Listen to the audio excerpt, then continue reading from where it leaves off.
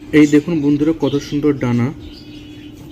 চাহ welcome back বন্ধুরা আমার ইউটিউব চ্যানেল জয়ন্ত অ্যাভেরি। আশা করি প্রথমে বুঝে গেছো আজকে ভিডিওটা কী নিয়ে।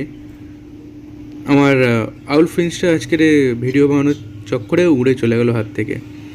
আমি আউল ফিন্সটা নিয়ে তোমাদের দেখানোর চেষ্টা করছিলাম যে কত সুন্দর হয় ডানা কিংবা এর কালার, ছেলেটা কীভাবে দেখে মেয়েটা কীভাবে দেখে।